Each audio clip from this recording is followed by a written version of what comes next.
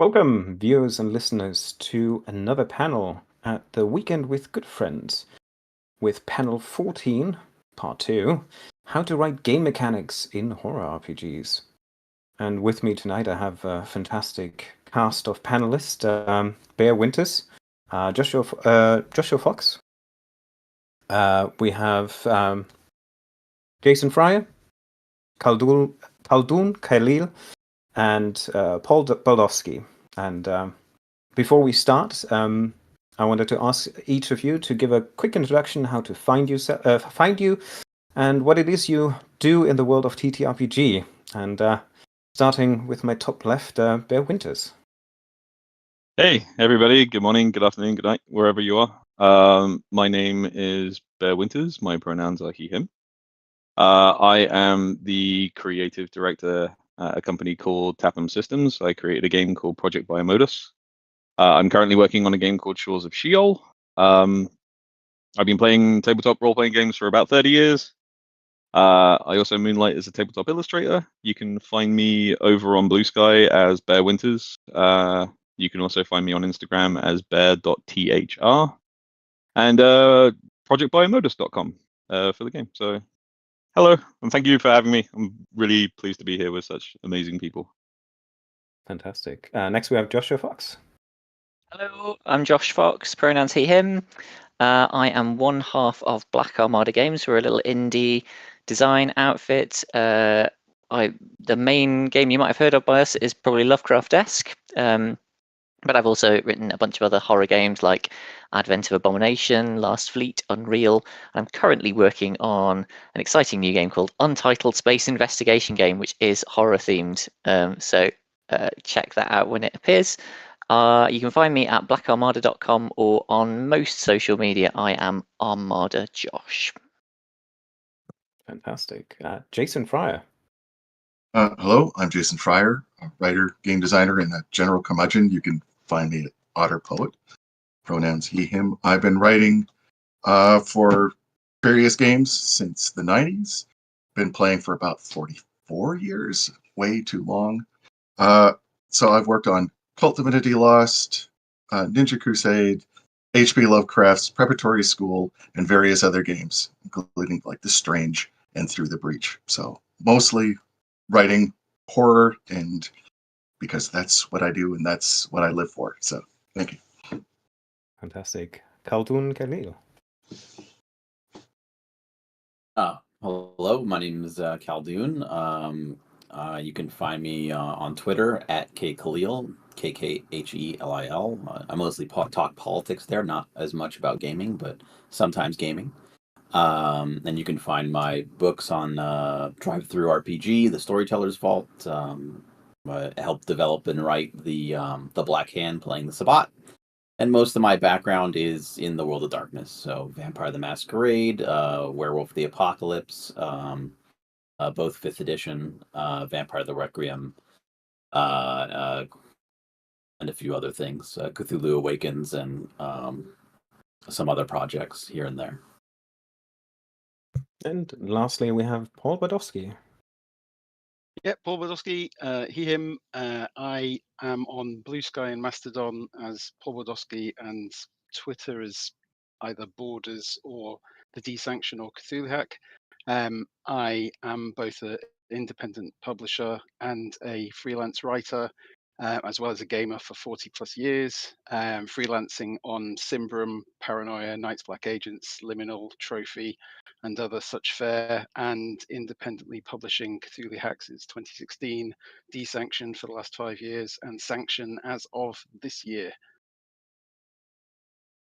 Fantastic. Yeah, and I'm your moderator, David, he, him. I am the organizer and administrator for the Illusion Horror Con, which is a annual convention in the first or second week in December, as well as WesternCon, which we also do once yearly, which focuses on the Gothic horror and historical horror settings based on the Nordic horror role-playing game Western by Free League. And yeah, I'm honored to be also a panelist organizer with my colleague Miranda in the background for the Weekend with Good Friends. And yeah, with that, I want to directly start with a simple question to get the ball rolling. What is a favorite system mechanics that you absolutely love, and maybe why do you love it so much? It can be from any system, it can be any type of mechanics, it can be part of a system. Is there anything that immediately springs to mind that you might have even used as a source or template for creating other things from it? Of very recent experience, I rather like Year Zero's stress mechanic. To go for something that I haven't written. Yeah, recently I ran The Walking Dead. I have run Alien in the past. Walking Dead, it worked really well. Walking Dead is horrible, brutal game where if you don't turn up with twice as many characters as you need, your players will be begging for you to generate more. And the stress mechanic is a rather nice way of taking the unrelenting horrors of desperately try to survive by just adding extra dice to your dice rolls, which in theory could help, but inevitably don't, and lead to terrible things happening. And it's really, I think Walking Dead especially, it works really well as a mechanic, which generates both stress in and out of the game, which is a good thing. It's a very specialized one. It's like very system specific, but the key in Bluebeard's Bride, where it passes between the different players, because Bluebeard's Bride deals with basically the 5 players play one person and the aspects thereof, and the key gets passed around between them, and that player that is technically in control of the character at that point. So it kind of helps pull the agency away from the other players and adds tension between them. And they can actually, I've seen constantly where they'll actually battle for the key to try to control the character because I want to do this, I want us to do this, and it creates that extra layer of fear and tension. There's a lovely mechanic in Wraith the Oblivion, which gives another player the ability to play someone else's shadow. And I really love the idea of the players still have agency in that they can decide what to do, but the shadow player can tempt them with dice to do bad things, and it's just such a nice back and forth, like an organic kind of like that darker part of the psyche, organically trying to poke holes in the higher form of psyche, which it's one of those classic mechanics that I really wish that I could play a lot more. Sure, Khaldoun. I'm a big fan of mechanics that create a sense of inevitability, and I can think of a couple which I really like. And one of them's not actually from a horror game at all, but I think it would be really good in a horror game. Is the narrative hit points in Night Witches. So you have a kind of a list of things that are going to happen when your character is marked by fate, I guess is how you would think of it. And as you work your way down, you start off with some quite innocuous stuff like little flashbacks and things, but over time it builds up to really bad stuff like members of your squadron dying and ultimately you dying. And even you can't unmark them. So inevitably it's a kind of spiral towards the bad stuff. I think that could be really effective in a horror game. And a similar sort of thing in Zombie World, where they have the bite deck. Every time someone fights a zombie, they have to draw a card from the bite deck. One of those cards is you die, you're bitten and die, and you never refresh the deck. So someone is eventually going to get bitten and die. Only after you've done that do you reshuffle the cards. So that's a sense of inevitable bad stuff coming, which I really like. I guess there are a few games that use it, but I always usually think of Monster Hearts, which is I'm a big fan of the strings mechanic. of basically the interconnections between characters, and how that can kind of mechanically enforce role play between characters. So I think that's the one that comes to mind for me that I enjoy, and always thinking of how that can be used in other ways. Okay. Now, since we are talking about how to write game mechanics, can each of you maybe briefly share kind of their experience and their background in designing game mechanics, especially when it comes to horror games, and maybe what is a takeaway that you want to give to people who are starting to write mechanics right now? Um,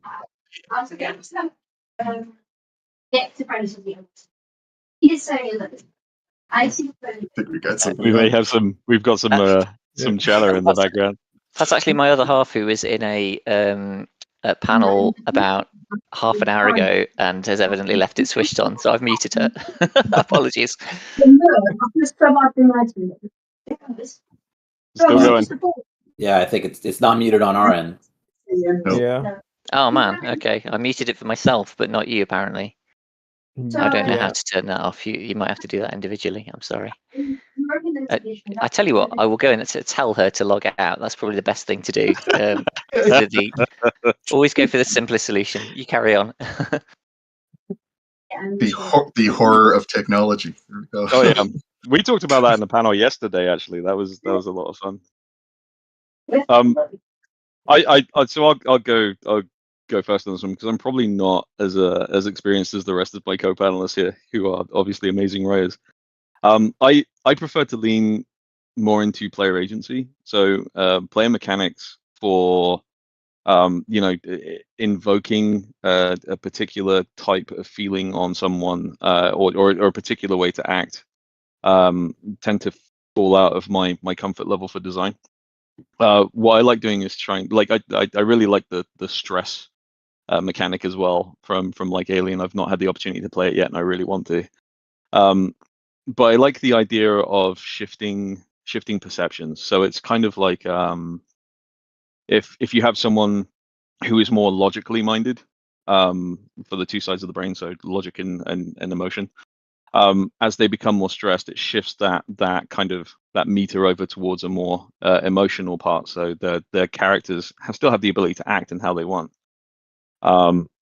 But it's more about having them interpret how their fear takes place, just giving them the tools to do that. But that's again, that's a personal preference on just maintaining player agency, because I think it's important to have characters still be in control even when their characters may not be. And so yeah, agency, I think just changing the emotional shift rather than okay, suddenly mechanically you have 2 less dice in doing something. So yeah, it's definitely more about the emotional side for me, I think. I could tell a horror story. Back when I was writing for Cult, 2nd edition, and basically this kind of formed my belief that mechanics need to actually have a purpose rather than just being tacked on. And back in 2nd edition, they had done something called the dark arts, and they'd begun to integrate it into the system. But they did it to the supplements first, not the core system itself. So it was this amorphous thing that kept on appearing on different monsters. What is the dark arts? And they handed it over to me, and basically we designed it as the monster's ability to change reality, to alter the illusion. And the higher it became, the more that they could affect reality. But it just, because it was tacked on afterwards, it just didn't work. We still published it. I made it work as best as I could, but in truth, I don't think it was actually even necessary, because the illusion could be changed at any point that a monster wanted to. We didn't really need a specific stat to express that. Yeah, I mean, I would say that I kind of started off as a mechanics person. Like, I would always get stuck writing the mechanics, like mummy powers or whatnot, or I guess investments for Belial's Brood for Requiem and all that. So I wrote a lot of mechanics nonstop, mostly powers, but I'd say the main thing for me at this late stage in my writing career, I guess, is mechanics that don't serve the narrative purpose of the game don't belong in the game. Which I think is what JR was saying. That it's not, if it doesn't serve the purpose of the game, then it shouldn't be there.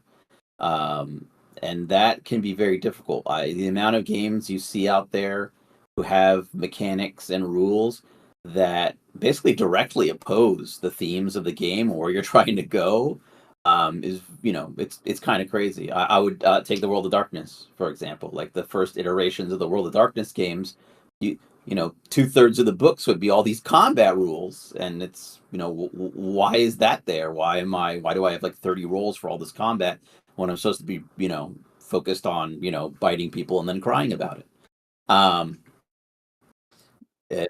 Shouldn't I have more rules for that than shooting, running, dodging, and soaking, and that whole rigmarole? So that's the only thing I would say is that looking for how a mechanic can underpin the narrative focus of the game and empower players in a way, or not so much empower players, but I guess in my circumstances, I prefer to have powers that tempt players to perhaps go against their best interests, but serve the narrative flow of the game. Whether that's enticing them with dice or some other rewards, that is always what I find to be most fun. I think it was a carryover for some reason with games of the 80s and 90s that it was almost expected that we had to have a mechanic to explain almost every aspect of the game itself, even if it didn't need to be there. We had to put some kind of box to tell the GM, okay, in this situation, roll for this. And I think that kind of actually takes away from the GM and the players themselves. So yeah, definitely focus on a mechanic that needs to be there, that actually enhances the narrative rather than tries to focus the gameplay. What about you, Paul, Josh? I mean, when I started worrying about mechanics, because for the first 10 years of being a freelancer, I was generally writing to other people's mechanics. With Cthulhu Hack, having read David Black's Black Hack, which had a mechanic around usage and supplies running out and breaking and so forth, for some reason that hit me as a really good way of measuring how individuals begin to break under the stress of the realization of this cosmic horror that we're all tiny and insignificant. And I think it hit me as a way to thematically follow what Lovecraft had put in his stories, that you get these fresh-faced people who have come across a favorite example is always like Haunter of the Dark, where it's just a person who's determined to finish writing a book, and he just becomes fixated upon this church, and then he has to travel to the church, and the more he understands about what's there and what's inside, he becomes increasingly stressed out, and he doesn't become less competent as an individual. He just becomes more engaged in what this place is about and what its true meaning is. And within Cthulhu Hack, that's kind of the way the mechanic has been applied, that the individual doesn't become less capable in their expertise. They just become less capable of applying their expertise, because suddenly the world is not right. Everything is just twisted slightly, and what you thought you knew no longer applies. And also the mechanic gets rolled after you do everything. It's actually showing you the more you uncover, the more opportunities arise for you to actually lose your way and become unable to carry on with the investigation. So it's not robbing you of your ability, it's just robbing you of your ability to effectively apply it, until you take a break, step away, and try and distance yourself from the horrors. I have been trying to reverse engineer the question by listening to the answers because the experience of going out blew it out of my mind. Would you mind repeating the question? Just what are your experience or background when it comes to designing game mechanics, and especially when it comes to horror genre? Yeah, okay, cool. So I've tended to write quite light kind of narrative-y games from the horror side, and the reason for that is because of what I'm trying to do with horror games. I think you can do different things with horror games. You can write horror games that are about personal horror. You can write horror games that are about kind of atmosphere and building up a sense of fear. You can write horror games that are just about investigation or going and killing monsters. I think those are all kind of legit things to do, and I would agree with what everyone else has been saying about kind of having the right mechanics for the purpose. And what I have tended to write is the more kind of narrative tales about slowly layering up a story of horror. So both Lovecraft-esque, which I co-wrote with Becky Annison, and Unreal, which is my weird Big Brother house horror game. It involves a sort of gradual introduction of horror elements through the mechanics, one little bit at a time, until it eventually sort of spirals into something much bigger and scarier than you realized at the start. That's kind of been my typical approach, but I would always go to, what is this game for? Why am I writing this game? What do I want out of it? And therefore, what should the mechanics be? Just wanted to remind the live audience who is here with us in the present, if you have any questions to the panelists, please send them over to YouTube and we'll try to get to them in the chat as soon as we see them. For those in the future, unfortunately, we can't help you with that. There's no mechanics for that yet. I kind of like the concept that you kind of all brought up. In your words, what do you think makes a good mechanic for horror, in the aspect of creating atmosphere and mood? What are like some core elements that mechanics should provide?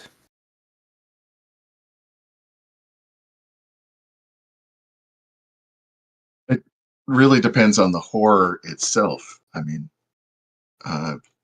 for example, a lot of the apocalypse games, they focus on tension and almost like a countdown towards the inevitable end. And the horror that the game that is trying to express is that slow loss of control, the inevitability, and just basically that crushing weight of existential dread. And I think one game that really does that well is 10 Candles, where as the candles go out, you're heading towards the end. You cannot stop it. You will all die by the end of it. But that mechanic of just basically as each candle goes out adds and ramps up the tension and the horror itself. I tend to think that horror, a lot of horror is about atmosphere, and mechanics can get in the way of maintaining that atmosphere quite easily. I think if you don't write a mechanic with that in mind, it's more likely than not that it's going to get in the way. So I mean, that's kind of a slightly vague thing to say, but I guess I tend to think that if you can find a way to make your mechanics less intrusive, simpler, quicker, and cut straight to the thing you're trying to do, and as a designer, that's what I always tend to do in any game. But I think it's more important in horror, because as soon as you start fiddling around, looking stuff up on tables or calculating dice pools or what have you, the more of your attention is grabbed by that, the less is being grabbed by how scary this game is. So that's my thought on that. Exactly. Yeah. So I go for more of a horror within my setting, rather than within the mechanical aspect of it.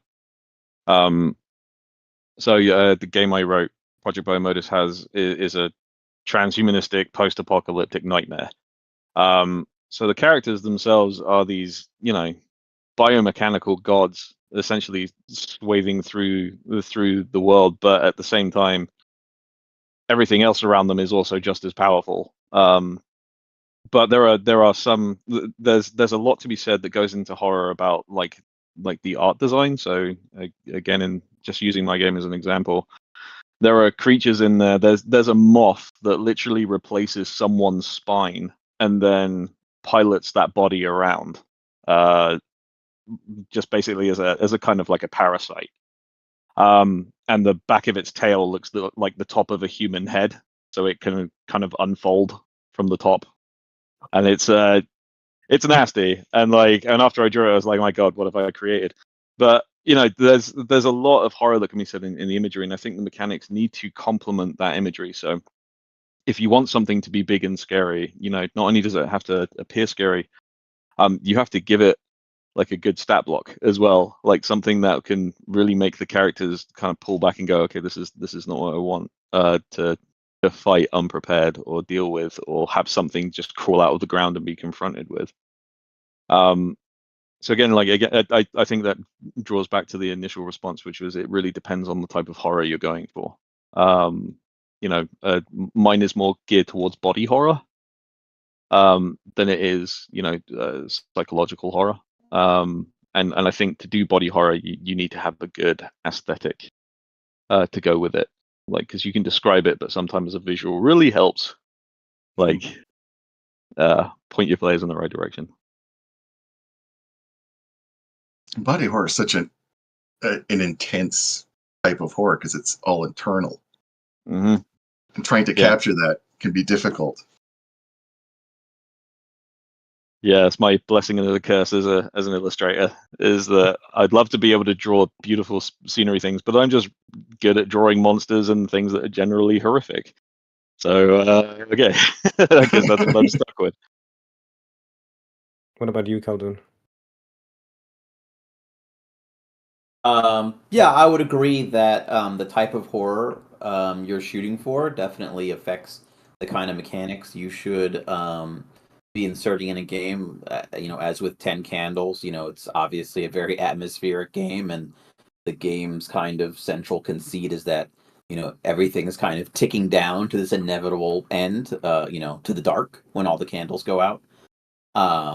And it's kind of a narrative playstyle game, and when the candles are extinguished are all parts of story beats. So that's that's a very that's a great game to point out for an atmospheric type of horror game, especially in a game where you're kind of telling a story altogether. I think some I'd say that there's a lot of innovation that's been happening, and 10 Candles is probably one of those games, which I say is, pretty innovative. Like was brought up before, is that, kind of the legacy games really felt that they had to bring all the whole kitchen sink mechanics in. It's like, well, what if there's a car chase in your horror game? Let's, spend 3 pages on that. While now I feel people are a lot more comfortable basically just focusing on the rules that are actually needed for what the game is about. Say with a game that is about, like Paranoia would be a good example. A game that is basically kind of setting up these interpersonal conflicts between the characters needs mechanics that help with that and that don't go against it. Yet again, I would say things like strings, or things that lets you basically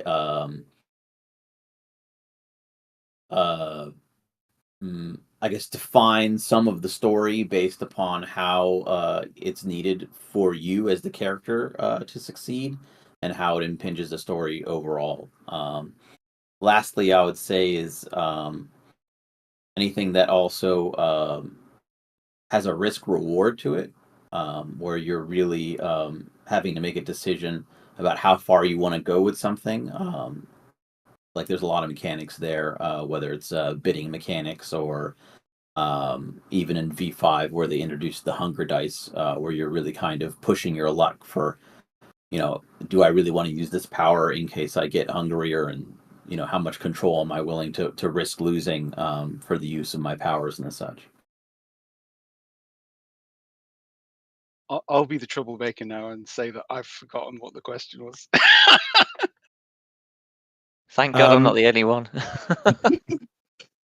What, in principle, are like fundamentally important factors when you design horror mechanics? Obviously, that, as we said, it depends strongly on the type of horror.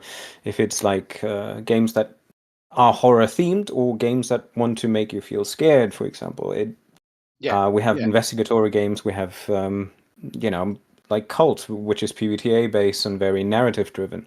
I think it is.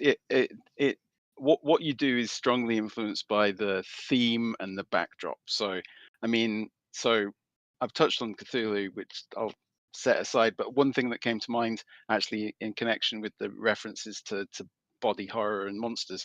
So, writing for Simbrum, for example, which is a dark fantasy. Oddly enough, I think I pushed slightly when I got involved in creating a bestiary, the Monster Codex, and what I sought was actually looking at the themes of Simbrum, which are lots of shades of grey around a kind of horrible colonialism, a group of people who've been driven out by their land being destroyed by dark magic, but to find new lands, they've gone off and slaughtered a native sort of tribe north of the mountains to find a new home. And so at the same time, you've got all these elder races that live for a very long time but have quite secretive lives.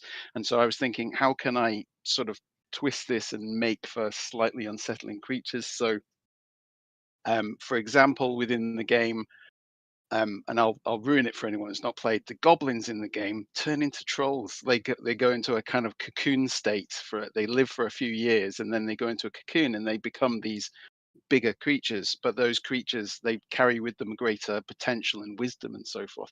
But they have to go into this cocoon state to make this transformation. Sometimes they come out of trolls, sometimes as ogres.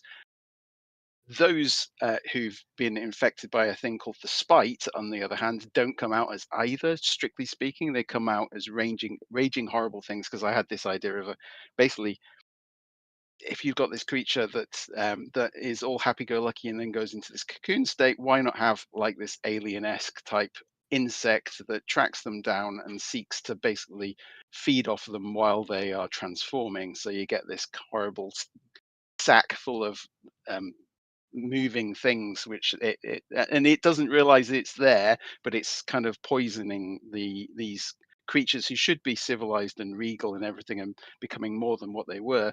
And at the same time, as I said, you've got this race of people who have acquired things through battle. So I had a thing called the Glimmer, which was like a entity that feeds off the rage and hatred that's come from all this conflict that has erupted. So it's keying into the fact that ultimately there are moments of, I guess, of vulnerability and rage, and sort of eking off the background of the game to find ways to almost remind people that of the horrors that they've actually inflicted on others, or things like that. That's a kind of, as I say, Simbrum itself isn't a horror game, strictly speaking, and I was kind of, somebody said that my creatures were a bit Lovecraft-esque when I handed them over, but it was an interesting project to actually put those creatures together. Josh, anything to add?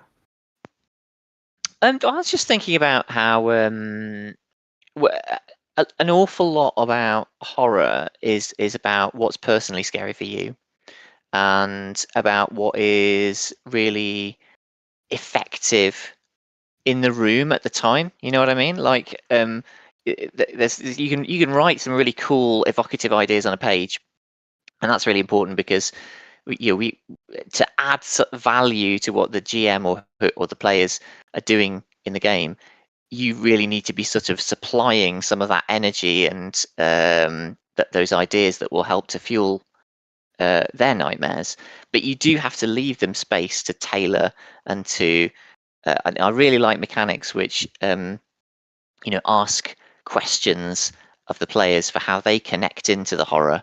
As an example of how you make that horror more personal and more engaging of the people at the table, and hopefully therefore make it feel more real and more scary for them.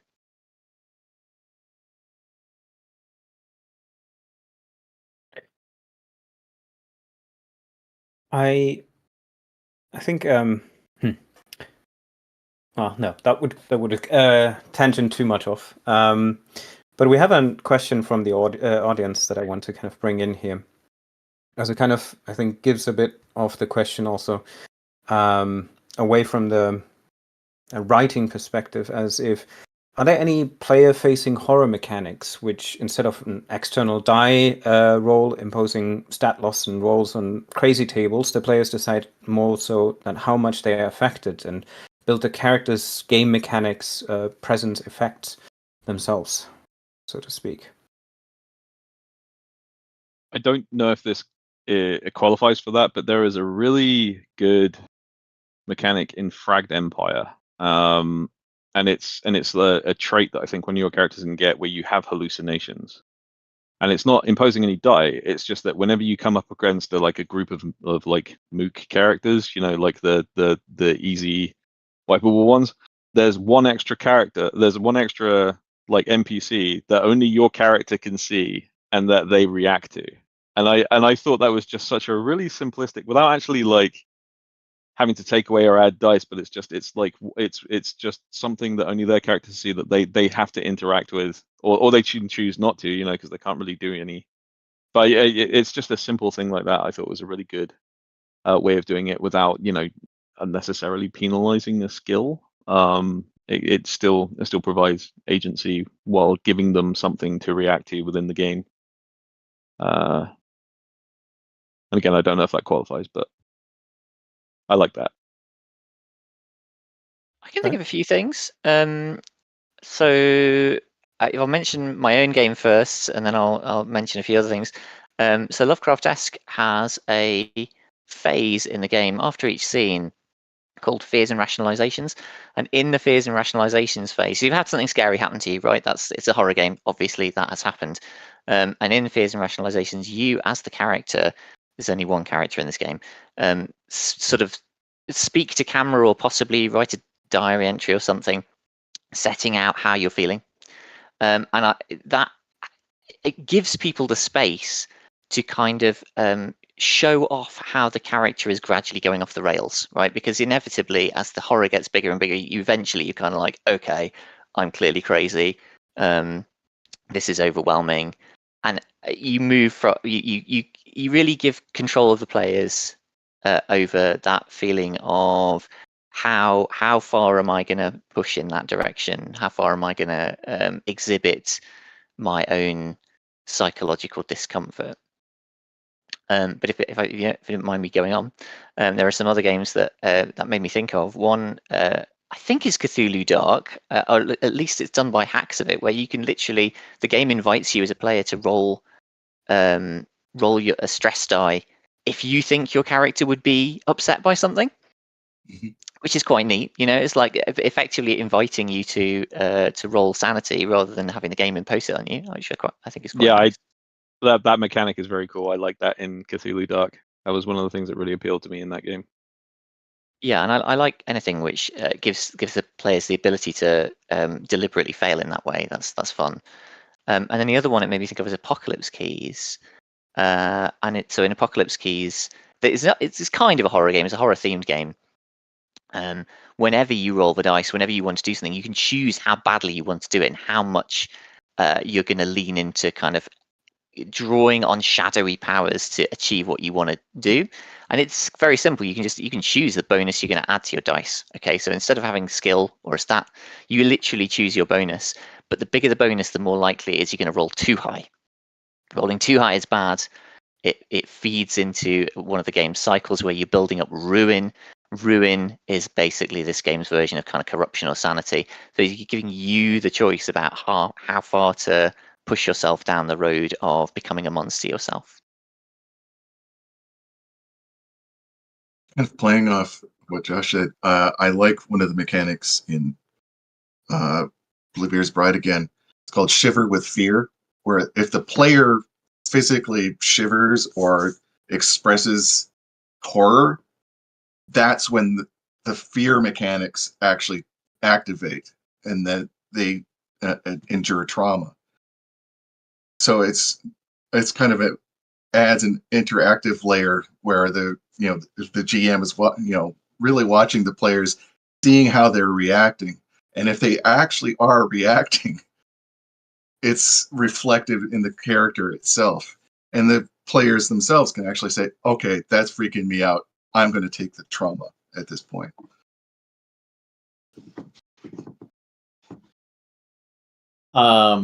Yeah, I would say that Powered by the Apocalypse games seem to there are a few of them. I don't remember exactly. Maybe it was Cult, where you're basically marking experience when playing your sheet, and a lot of the things you're marking experience for aren't necessarily to your benefit, but they exemplify the type of character you're playing and your role in the story. Um, in the Black Hand playing the Sabbat, we had to create like paths of enlightenment, which are like the vampire spiritual ideas, as you're kind of transcending your morality and becoming a like quote unquote pure vampire that's left behind your kind of human principles. And for that, you basically are building a set of vampire specific quasi-religious principles that you kind of have to like self-govern yourself, because the game master is not going to be able to know everybody's core principles. But there's benefit and drawback to doing that. Like obviously, the role-playing aspect is part of the benefit, but there's mechanical benefits to basically taking on these inhuman principles. Like there are powers and abilities you can't get access to unless you've basically, shed your humanity. But of course, shedding your humanity has its own dangers, such as no longer fitting in with humans, which is kind of difficult in a world full of humans. To basically no longer be able to pass as one can make your life or unlife very difficult. So you have to, as a kind of balancing act, I guess that's a mechanic that I'm familiar with as well. I just want to say I really love that. That's very similar to Apocalypse Keys, that you pick up these kind of shadow powers that are part of your descent into darkness. I think what I really like about it is it makes it fun to be screwed over by the horror, basically. Like instead of it being an unpleasant thing where you're like, oh, I've lost control of my character, I've got to go and sit in a corner and cry for a while. You're growing in power as you get this inevitable feeling of, eventually I'm going to be plunged into permanently becoming a monster myself. Masks kind of does that with the Doomed. I've always liked that, where basically the character is going to die or be transformed horribly. Basically, their life is going to be ended as they know it.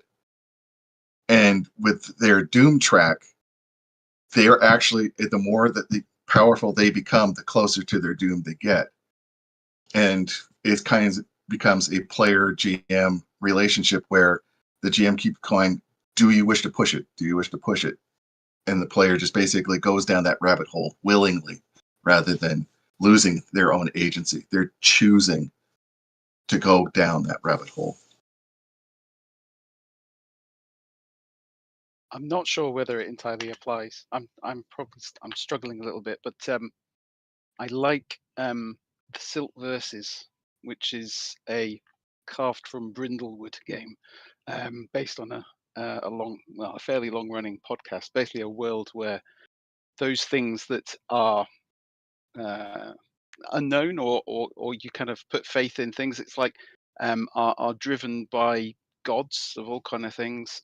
Basically everything from the electricity supply through to the way buildings are constructed is just because you can't explain it yourself. You trust that there's a god behind it, and the setting kind of builds on that these gods are then actual things, and the more people believe in them. But anyway, there's a mechanic in that effectively, when your character is faced by potential death or some merciless sort of body horror experience, you have the option to write a verse, which is effectively a moment where you have to explain something about your own character's background, because at the start of the game, nobody knows anything about any of the other players. The players are blank slates to each other, and intentionally so, because they have these terrible truths in their past which they are not willing to reveal, and know that if and when they do reveal them, it might draw them ever closer to the possibility that they are closer to the gods than they would like to be. And so you can write a verse, which means you actually kind of monologue a little piece of your character's background explaining something. And so rather than the horrors overwhelming you by the act of something that's just within the drama, the plot itself, you are you're responsible for your own fate. Each time you write a verse to avoid catastrophe, you are revealing a little bit more about your character, which in and of itself in time is the reason why your character will be retired from the game. It's kind of offsetting fate, pushing it into the future.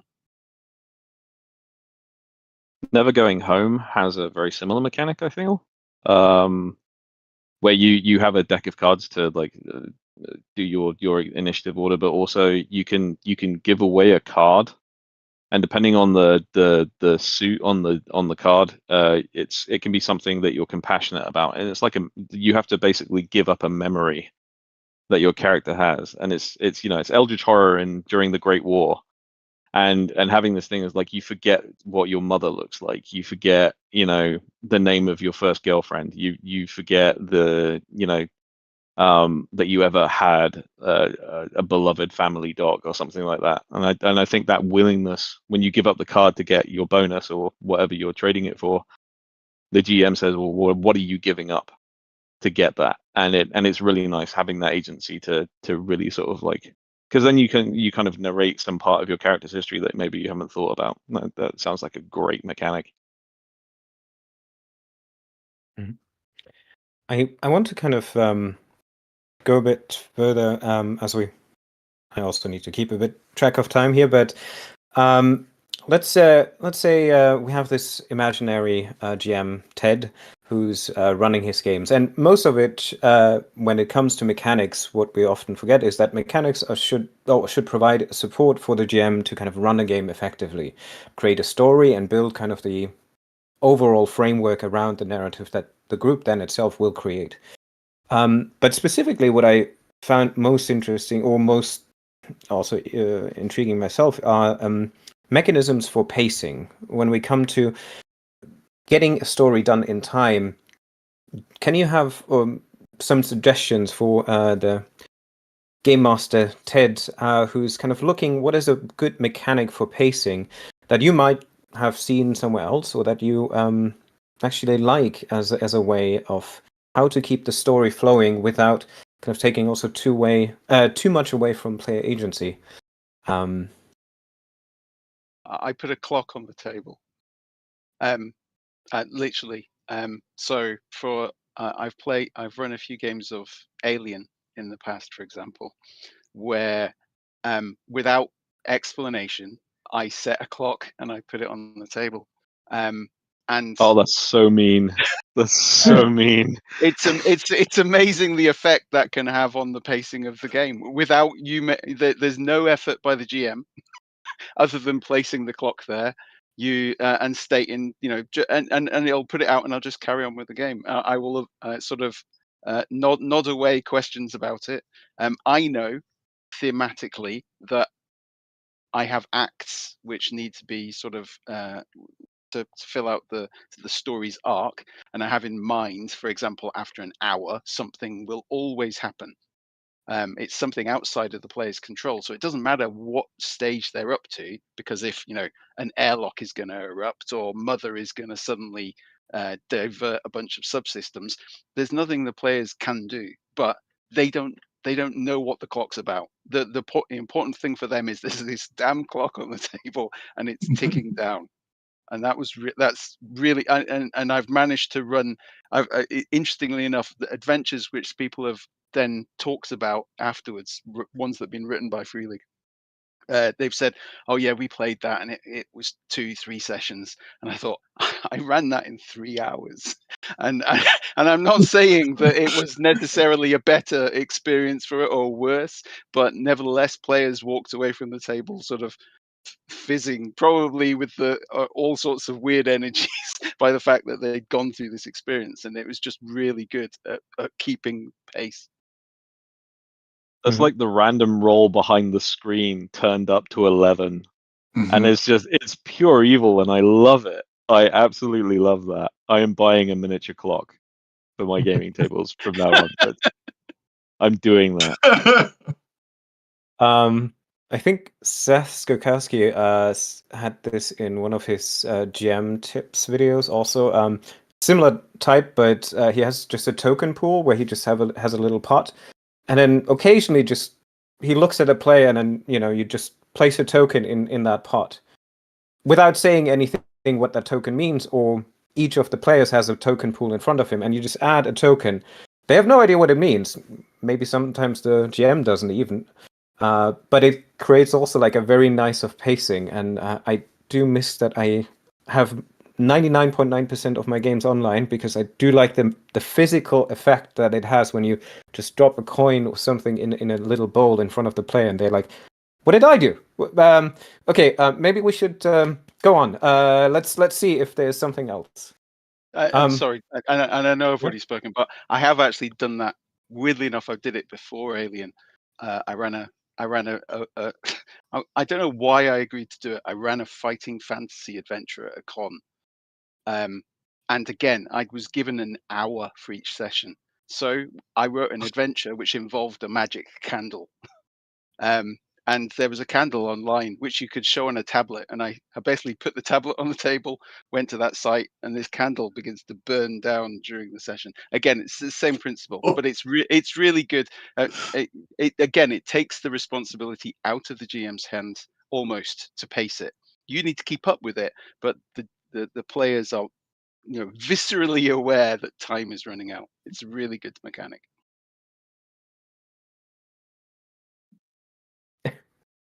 Khaldoun or Josh? I've always enjoyed the milestones mechanic in Cult Divinity Lost, because it's almost like a background clock, rather than the tension clocks of Monster of the Week.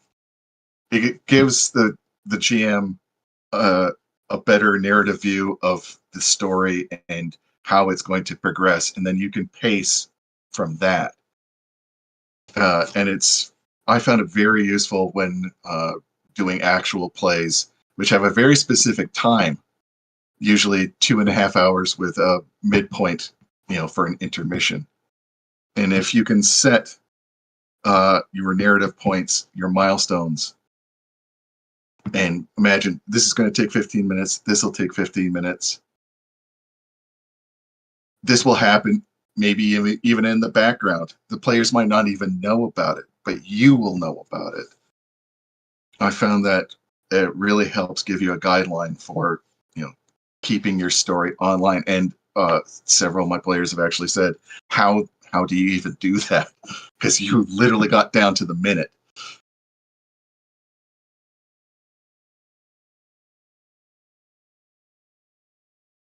I mean, I mostly I have used like hourglasses and the such in the past, but I guess as far as what's most common for me is I just use like the standard, I guess standard now, like the kind of pie piece chart, the clock, and then as players use up the slots of the clock, certain actions and endeavors and traveling the such use certain amount of pie pieces, and then once they've eaten the whole pie, then it's time for the main meal in kind of reverse order. That's what I mostly use. I've seen some. I guess I've played around with some ideas. I don't know if I've seen it, but definitely with like players drawing out of a deck or a token pool, and then once that's exhausted, basically their consequences, and you basically kind of egg on the players to see how much they're willing to risk themselves by not drawing on the power or taking the risk to do so, and then possibly the consequences occur before they're ready. I think Greg Stolze had a system called Token Effort, where characters would basically spend tokens to take up actions, and the tokens they'd pull the tokens all from the same pool. But any tokens they spent would basically put in the GM's hands, and the tokens would basically allow them to take control of the story. And then once the big bad showed up, they would have all the tokens the characters had spent on their own little internal squabbles throughout the game to throw back in their face. I thought that was a pretty interesting way to go about it. So I'm slightly different take on pacing. Everyone's been talking about kind of real time pacing, which I think is really important, and there's been some really great suggestions there. I would like to talk a bit about pacing within the story, if you like. And so I'll talk a bit again. I'm going to, at the risk of harping on about it, I'm going to talk about a game I wrote. So Lovecraft-esque is designed. It's a GM-less game, and I think that's really important. You mentioned handing it to a GM, but I think it's even harder if you've got a group of people trying to create something together to have a kind of sense of things building up.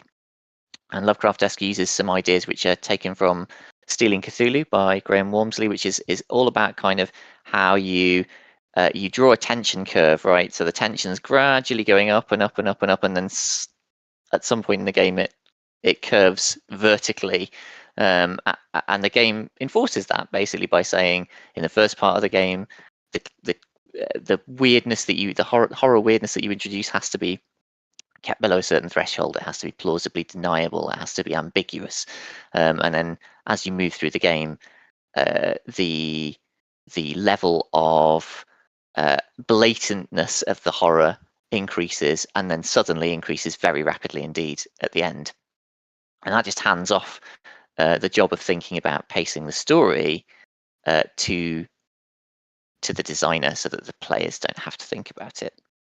Another game that, as for people were talking, sprang into my mind was 1,000-Year-Old Vampire, which is a solo game.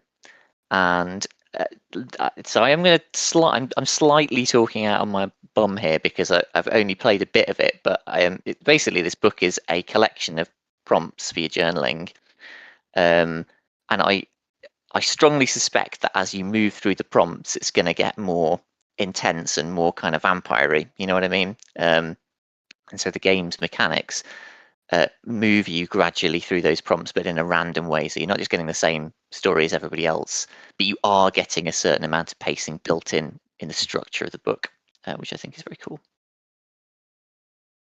It really depends on the how you define pacing in the story itself. What is the game trying to say?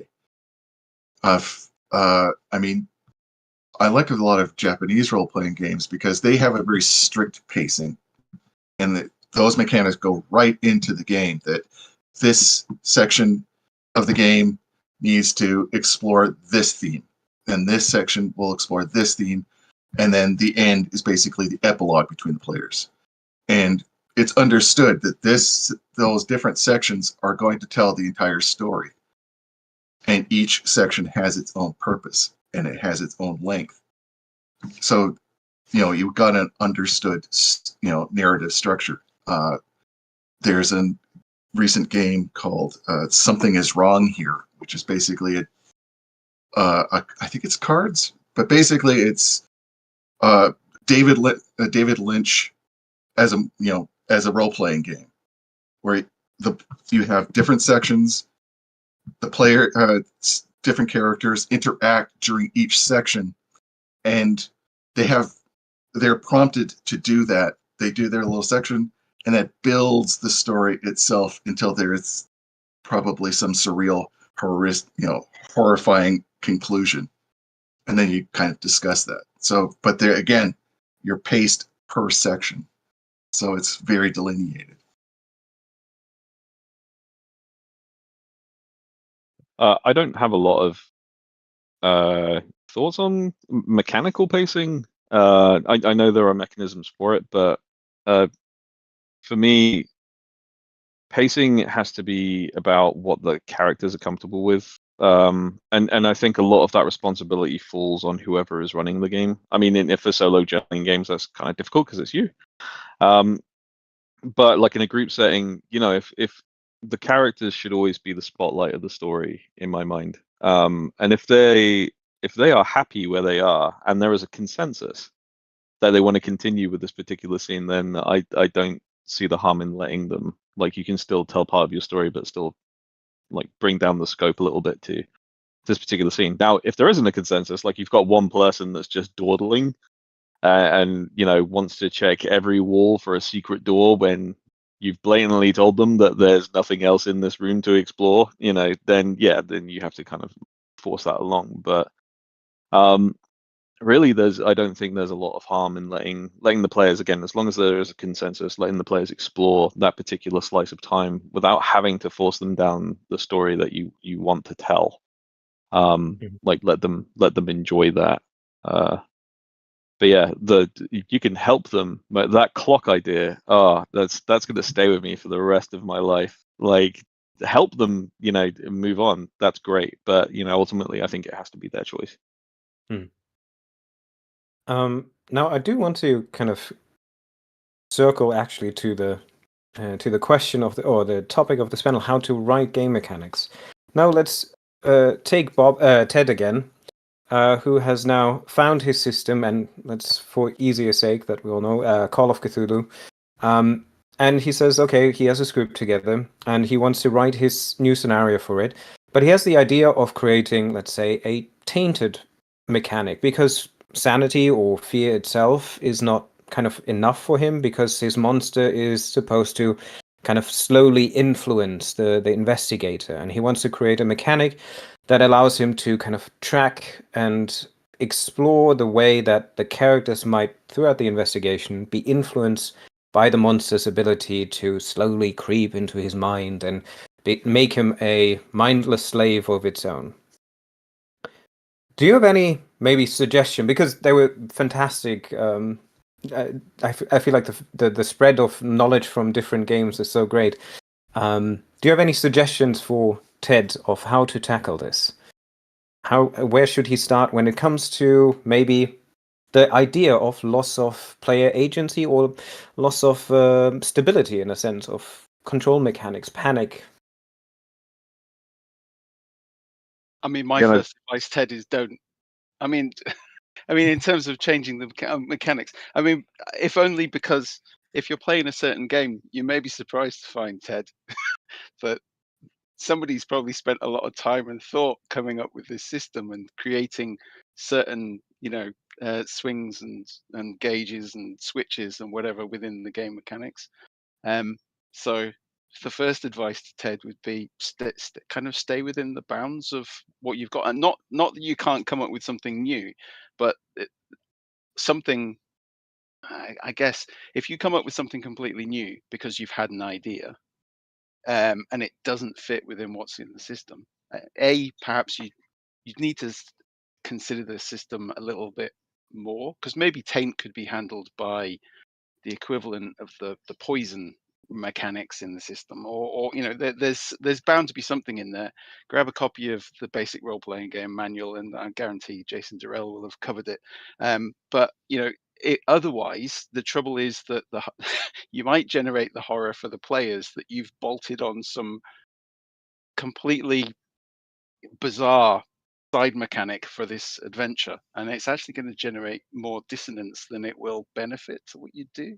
So I'll allow others to consider the latter part of your question, perhaps. But the former part of adding something new to a system is just take a pause, because really, adding something new. It's something I often read people saying, we play Call of Cthulhu, but it's my homebrew. And I'm thinking, okay, so it's just another, it's not Call of Cthulhu you're running anymore, then, is it? Because, it's got like 40 plus years of game development behind it. Trust me, people have had thought something through. If you needed to add something else, did you consider how it actually fit with the game? But anyway, I'll allow others to speak.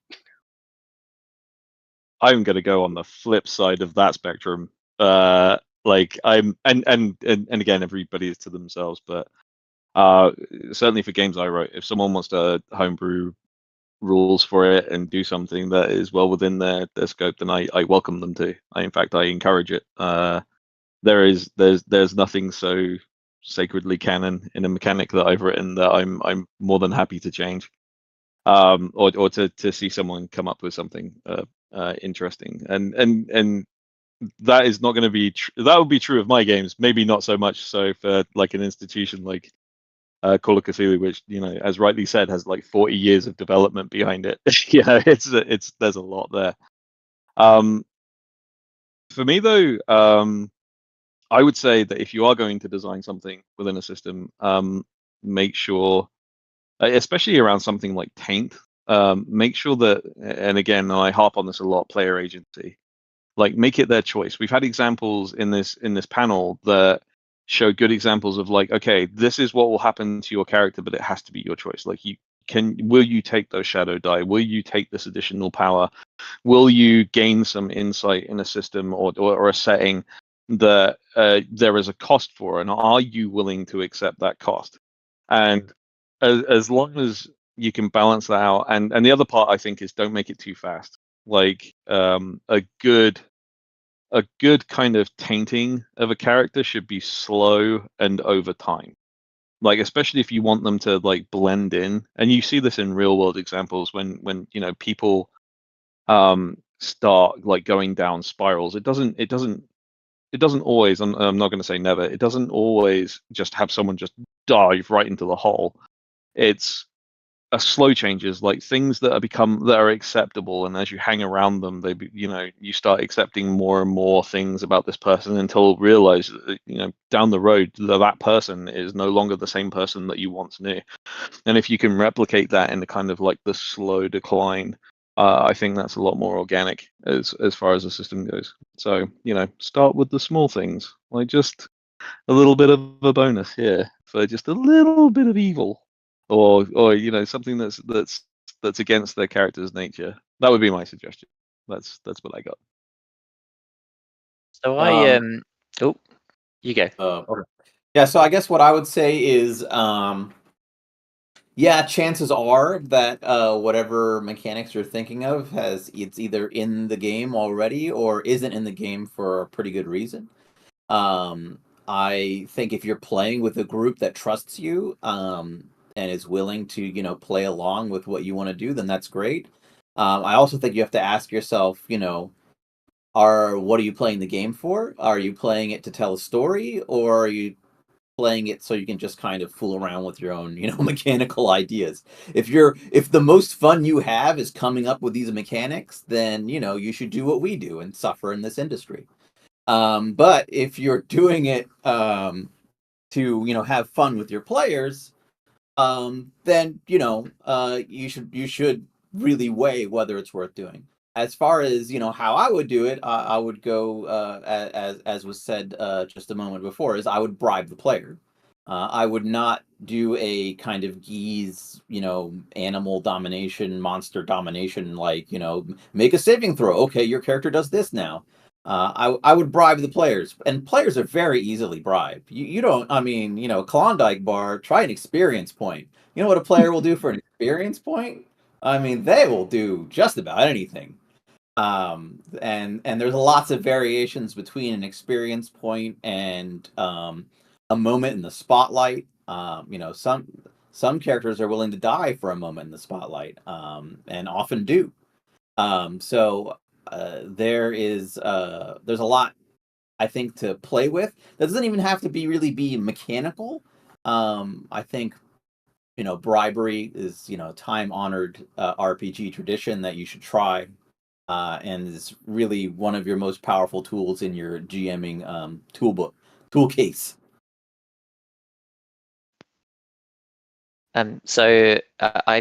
You've all said such interesting things that I have a lot of things that I want to say in response. So I apologise if I end up going on at length. But firstly, should people mess around with games? Well, I think that like games really vary in how sensitive they are to tinkering. Some games are like a beautiful, precise clockwork thing where if you put your unthinking spanner in, it's going to fall apart. And some are much more forgiving. I would actually think Call of Cthulhu is probably quite forgiving of change, but that's just me. I certainly think we're all here because we think it's fun to change games and do our own thing. So I would encourage people to make changes. Just be aware that there can be unforeseen consequences. So things can go wrong, and write carefully and test your ideas out rather than just charging in. In terms of what you could do with those mechanics, I think there's a bunch of choices you can make as a designer. How much are you going to give players choice over how far they head down that loss of control? How much are you going to let them tailor it? How much are you going to let it be about their particular personal journey into darkness? I've lost my thread. Sorry. How much are you gonna take away the control of the character from them? How much are you gonna leave them in control themselves? If I could draw some contrasts, so in Monster Hearts was mentioned earlier, there's the Darkest Self mechanic. A Darkest Self mechanic, I think I'm right in saying Darkest Self is often mechanically imposed on you, but how you then role play that out is totally in your hands as a player. You're basically just told this is what your character's personal darkest self is. You've chosen that character, so you chose it.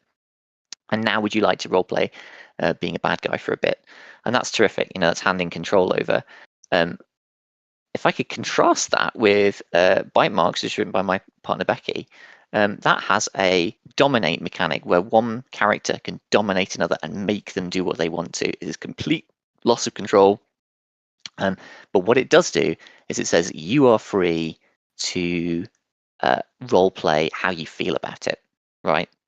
So your character's been taken away from you for a moment. You're going to do something you didn't want to do, but you still decide how you feel about it, and you might, seek revenge or do something different yourself after that has ended, and that can be really fun. I've seen people have some amazing role playing experiences off the back of that. So I wouldn't rule out removal of control. It can be fun. Well, just to say that, and I think Bite Marks is actually a fantastic game. I recommend everyone to read it actually. But I would say that that doesn't remove player agency though. Like, I mean, the player is still role playing those things, and as you said, they chose those playbooks, and in the case of Bite Marks, to play that game. So they understand the parameters of where they'll be like losing control. Right in. They have the consent, the buy-in. So I guess that would be my only caveat or concern is if you're playing around with player agency, you have to be very upfront and you have to be very understanding that the player should never lose control, like maybe the character does, but in the end, it's the player who decides what that looks like. Mm-hmm. At least that's my perspective. I think that's great. the big difference there would be, if it's a feature of your character class, you've got buy-in from the start. But if it's a consequence of an action and you lose control, then that's where I think that agency is a bit more important, or is affected a bit more, should I say? But yeah, no, I totally agree. If you're playing a game or you're making a class that has like a lack of control built into it, then your agency is shown by the way that you are, selecting that character. I think that's a very good point to make. And you can always preface these mechanics easily with a get out free card. It's still well, not free, but at a cost. For example, the humanity. If you fail a humanity roll, rather than eating your friend's face, you can actually spend a willpower to say, I'm backing off. You're still paying a cost. You're not losing control of your character. But the more you expose yourself to that situation, eventually you will lose control.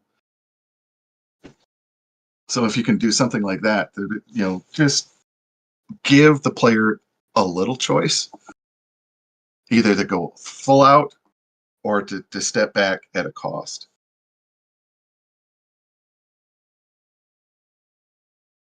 How, because it was mentioned by Josh actually, once you have created, for example, a mechanics, or you come up with a specific part of a mechanic, can you give some tips and tricks on how to actually like test these mechanics out? Are there some guide rails? How did you test your own systems? How did you make sure that the mechanics for your systems work?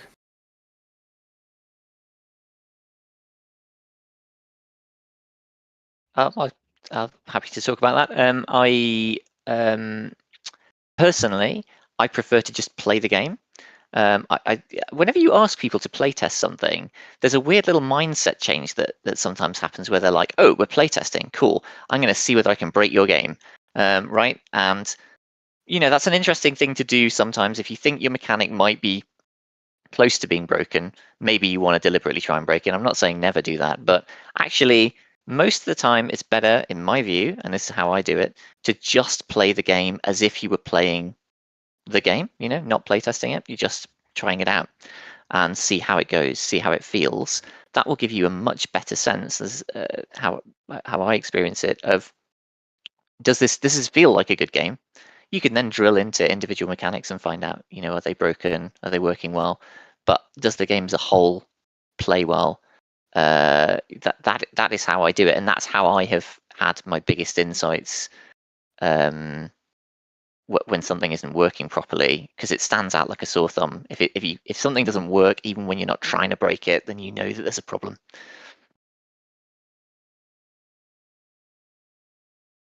Yeah, I totally agree. No, unfortunately, a lot of my mechanics have been very specific. So having to play test, basically creating a specific scenario to play test it.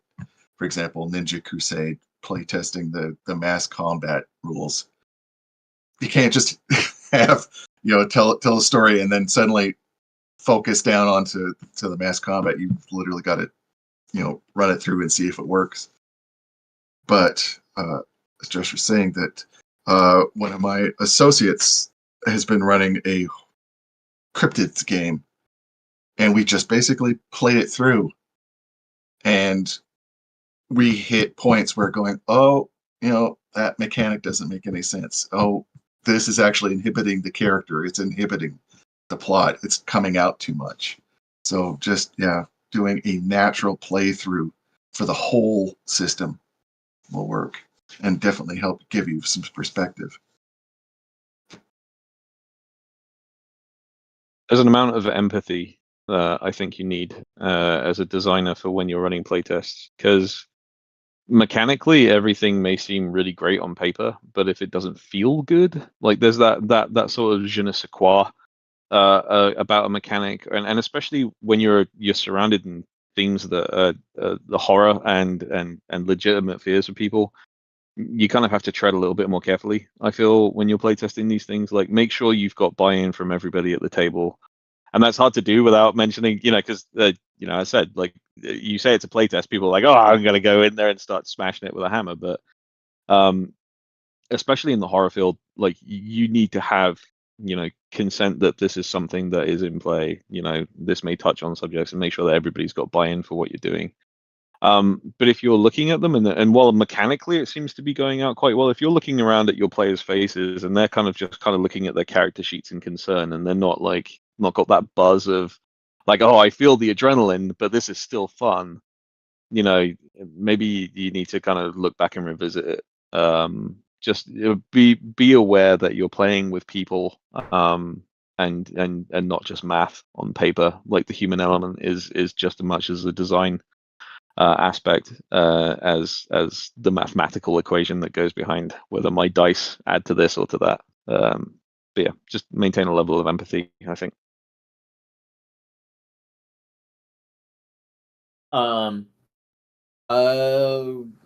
I guess playtesting I find has become a lot more rigorous and common. I'd say I mean when I first started writing for games, we literally playtested just about nothing. I mean we just would write the rules, throw them in the book, because we've been writing this stuff and playing it nonstop, so we felt like we knew it like the back of our hand. And 99% of the time it'd work out fine, and 1% of the time a dud would be in the game, and what can you do about it? It happens. Nowadays it's a lot easier to correct those mistakes, but paradoxically, I find that playtesting as a kind of cultural element in the gaming space and the game writing space has become a lot more common, and I just see a lot more of a rigorous playtesting process. So, if you fear that something might unbalance the game, then definitely playtest it. Or if you're fitting it in a game that, as was said before, is like kind of more of a precise watch, less freeform, then you definitely have to play test it, because in those games I find that there's a lot of kind of finicky choosing of like what fits best, and if there's a power or ability or a playbook that kind of that everybody picks, or is always at the top of the pile, then there's a reason for that, because players can smell a deal. Like like there's some players that play to lose, or just go for what they want to play. But I would say that maybe not the majority, but definitely a plurality of players look through playbooks or abilities, and they see what the best deal is and they go for it.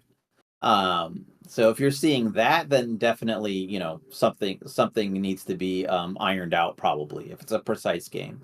I tend to prefer, ironically, I tend to prefer rules light or more narrative games, so it's less of an issue. And playtesting is not a difficult thing to do. You just need, enough suckers, enough people who are willing to do the favor of putting in some work, playing the game.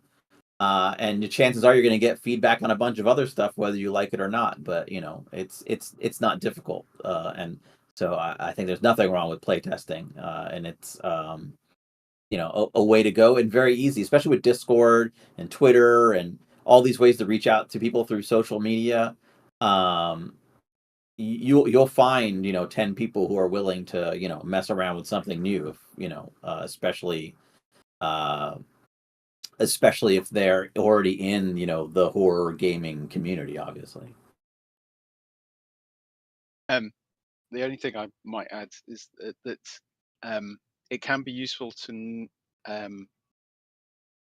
know what kind of story you want to tell, what kind of game you are wanting to run, and therefore if you write an adventure which tells the right kind of story, and it kind of connects into what you were just saying, you could almost run it as a narrative so that you can bring in mechanics, and potentially have it's almost like establishing a test environment. And if you come back to that adventure with different groups, different people, and try new things, you can find a way to kind of layer up the mechanics that you need, and also maybe just rein back on something that doesn't work, that you've and so it's useful for you as the designer.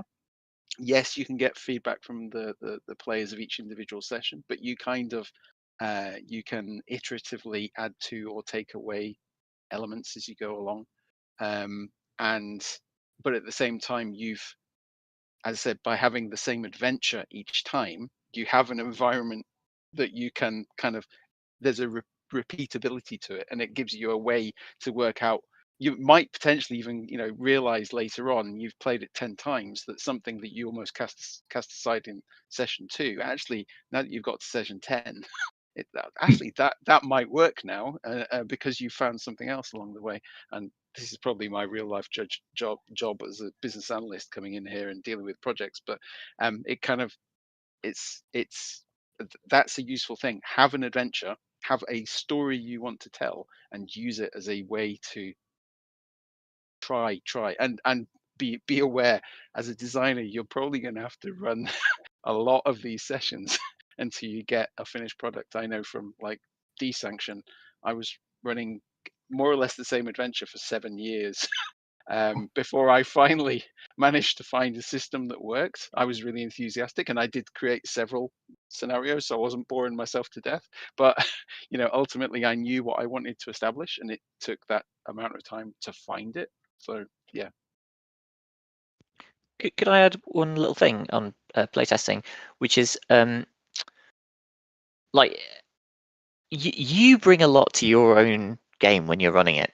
Like a lot of stuff is coming from inside you and your own personal skills and approaches as a GM, if you're running a GM'd game, and also the culture of your group and how people behave in your group. And I see quite a lot of games, naming no names, where you can tell that there was some game culture going on in the group that is not expressed in the rules. There's some secret sauce that is needed to make that game work, but the designer didn't know it, so they didn't write it down.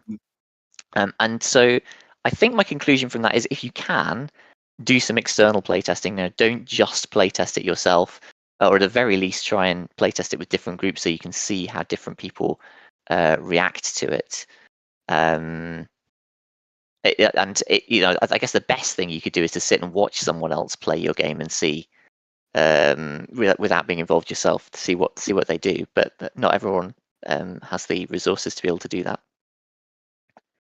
Yeah, as a personal anecdote, and also to expose my group of gamers as mechanics nerds, we actually did that once, where we took we took all these games we loved playing in the 90s, and we were like, oh, we're going to play these exactly by the rules, and they were all unplayable, and it was it was pretty enlightening, because we were like, we would come across things and it works like this, and then we would look through the rules, and it's like, no, we just made that up in our heads as we were playing, and that's nowhere in the rule book. And in some cases, the games, were literally, unplayable. There were like game breaking situations would come up all the time, and it was almost kind of, I guess in the 90s, it's just how role playing games were. Who knew? But in some cases, I think that's true of almost all games. I think we're all kind of playing the game in our head, not really the game in the book. On some level, like very rarely, maybe at conventions only, are you really playing the game in the book. And as someone who's run games at conventions, I've certainly run plenty of games that I really didn't know the rules for. So, it is, we're in a unique position of, playing games which are very, a lot more about consensus reality than, a board game like a Monopoly and the such. Like that's part of the fun. But on the other hand, I also like to have rules. So just on the note of conventions, very quickly, conventions are a really good way to get playtests. Just be sure to not treat your playtesters like cheap labor at conventions. Like you can get a lot of investment from thanking them for helping test your game. So like even if it's just like you buy like 100 D6s off of Amazon or something that are thematically colored to your game, and you just give them 6 as a present each, just to say thank you for coming and playing my game. Like those people become invested in your game. They want to know about mechanics. They want to know about the changes. Like, and if you're planning on going to Kickstarter or something, those people will be the first people to back you. Like if you can have them be part of that creative process, they will follow your work like all the way through, and they become excellent members of your community that you set up. And I hope Ted that when you design that game, like your game kicks off and it's amazing, and you get that kind of sense of fulfillment you get from being a designer. There's nothing like it in the world. Okay. I do want to, because I want to utilize that panel here, a quick question, which is probably more in depth than I thought. But what are some challenges and consideration when designing game mechanics for especially monsters and antagonists in these horror games? I know it's a very different discussion for each system and trope and stuff, but do you have maybe some general feedback that you would like to give to people who are trying to build up new monsters, especially when we expand the mythos or the lore of a system?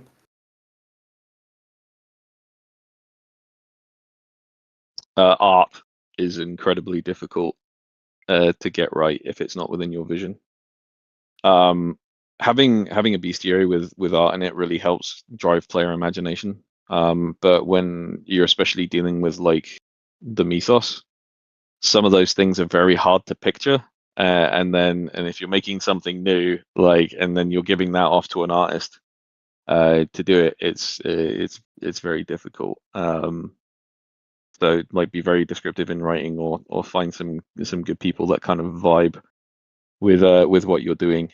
I know that isn't really a mechanical discussion, but again, as I said earlier, having a good, like, especially if you're going for something that's more body horror or something like the mythos, having something to at least depict them a little bit really adds to the horrific like thing. Like, so when you say you encounter like a deep one, people know what they look like, or a star spawn or something like that. Just something.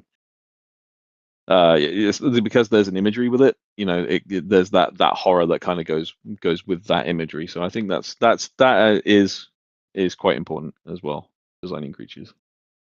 But I'm an artist, so I have some bias here. I apologize. I've always had kind of a love-hate relationship with those kind of mechanics. Again, I would always focus on the narrative and what these monsters represent and what they're contributing to the game, and balancing that with the core mechanics of the game itself can sometimes conflict. A perfect example was when I was writing Purgatory for Cult. I'm trying to create these, immensely powerful creatures, trying to describe them, and because of mechanics, I literally had to create these stat blocks that took up almost the entire page. So the actual concept of the creature itself is lost because all that space is wasted with what's its stats, what's its skill points, and it just basically became like this pointless effort where there's 10 of them. The stats are barely different, but they're completely different creatures representing completely different things. But trying to get that onto the page is a lot more difficult because I was fighting the mechanics themselves. But for whatever reason, people want to be able to know, can I punch Cthulhu? No, you can't.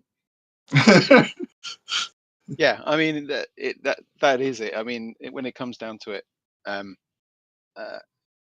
like in games like with the mythos, you either make the decision of letting people punch Khelil, as pointless as it might be, or you just say no, don't give them the stats for the gods and stuff. You just give them anything that they might.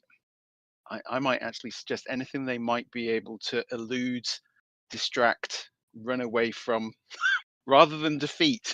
So you stat things up in terms of what you might do to stay alive, rather than what you might do to defeat them, is probably the right way to go. But at the same time, there are lots of systems that want an enormous stat block. They, and as you said, there will be players who want to fight these impossible foes. I guess it comes down to, I think, what was touched upon earlier, I think by Josh. If your game isn't about that, don't let it appear in the book at all. Just make, and it comes down to then ensuring that the game both explains to the person who's going to run it, but then also that person then communicates to the people playing it that this is something the game isn't about. And you just, so that's why it's not here, that you can't do that. But at the same time, and I hate to go against something that's been said by somebody else, often it's good not to have any art. I've just taken the work. I mean, with if anything, the mythos. I mean, as in, you can have art, but don't say this is what a deep one looks like, because otherwise you fall into the trap of, what does it look like? Well, it looks like an orc. That the old in which case its stats are, try to. You can include imagery to excite people and give them the theme, but don't rely upon that imagery as a guide to what's being faced. The mythos should be about the unknown and the unknowable, for example. So don't draw too many pictures or claim that they all look like, all the deep ones look like this, because that takes something away. But I would agree with that, specifically with the mythos as well, as a horror, is the unknowable is very unknowable. So yeah, perhaps my example was a bad one, but there are other forms of horror that might benefit from that. But no, that's a fair. I don't feel like that's a disagreement. I think we're both in agreement on there. Yes, sorry, I'm not taking any of your artistic responsibilities away. But yes, in certain circumstances, art is your enemy rather than your friend. I agree with that wholeheartedly. Yeah. Josh, any comments? I'm very much in the don't stat the monsters camp, I think, but by and large, there's a great rule in Cthulhu Dark which says if you try to fight the monsters, you die. I think that's a great rule. Obviously, there are some games where that's not the case, and if it's a game about monster hunting, then fair enough. Go ahead and stat your monsters.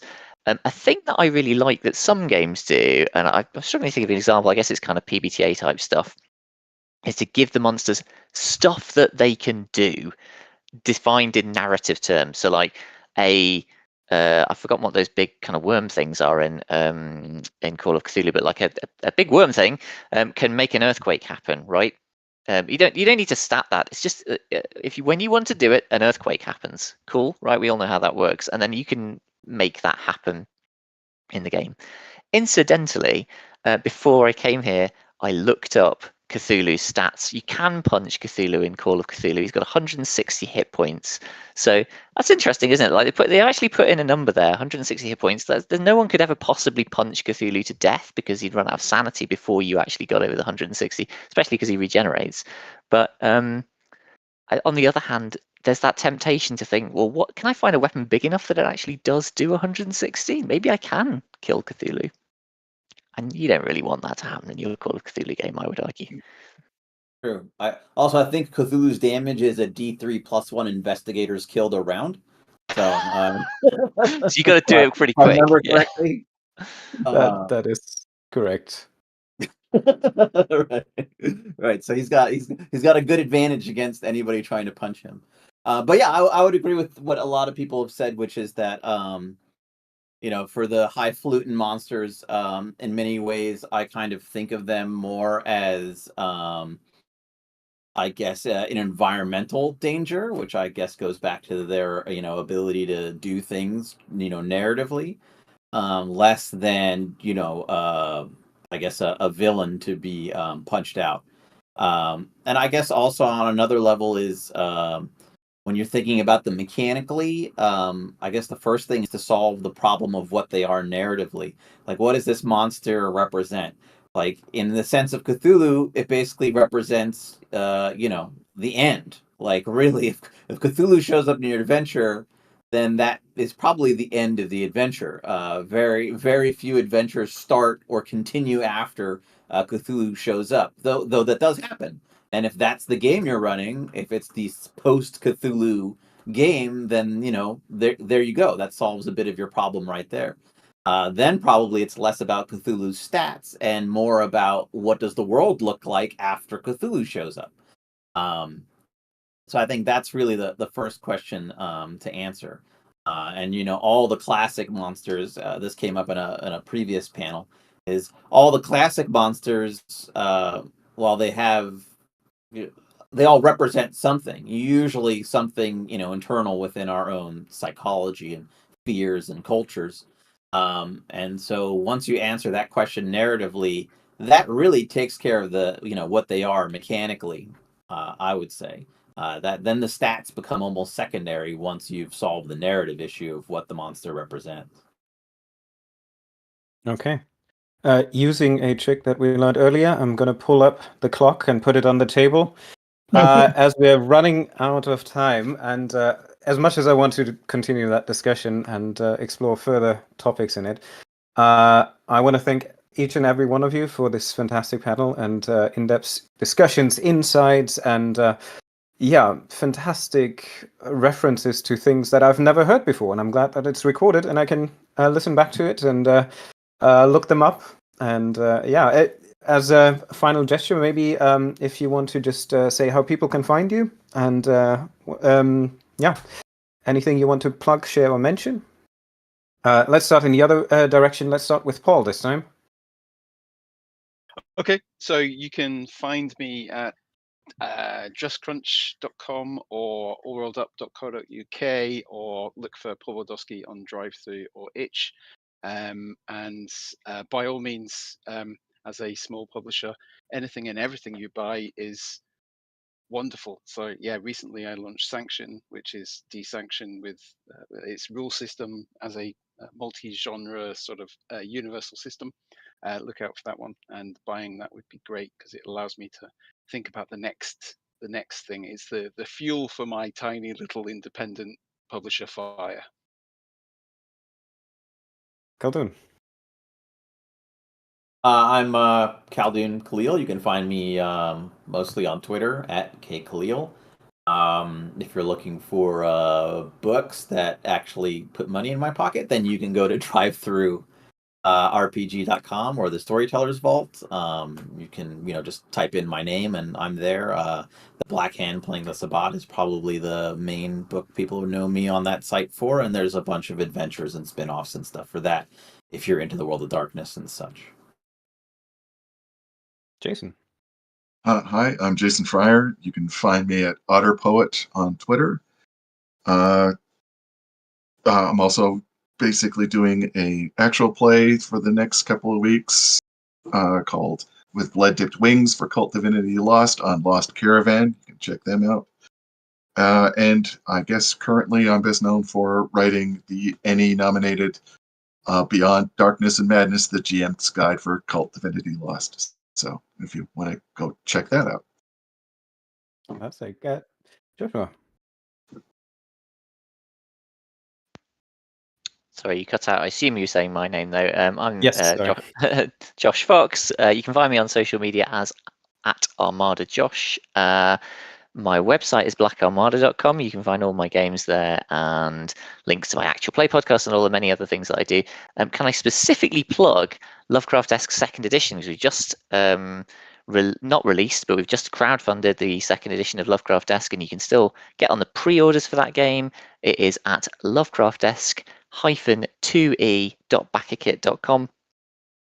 Please go and check that out. And Bear. Hi again, I'm Bear Winters. You can find me on Twitter and Blue Sky as Bear Winters, all one word. I also have a website, which is www.projectbiomodus.com. And if you want to pick up a copy of the game, you can find it on DriveThru RPG as well. Thank you everybody for having me here. I'm working on a game called Shores of Sheol. Keep an eye out for that. It's a reverse roll eldritch horror, where you actually play a dead god going to different realities. So hopefully I'll have that out fairly soon. But I'm currently in the playtesting for that. So if anybody wants a game, hit me up. I am more than happy to run that. So thank you very much, everybody. I totally appreciate being here, and I'm honored to be among such wonderful people as these. Thank you. And yeah, with that, I want to say thank you again. And thank you for watching all of those watching currently and in the future.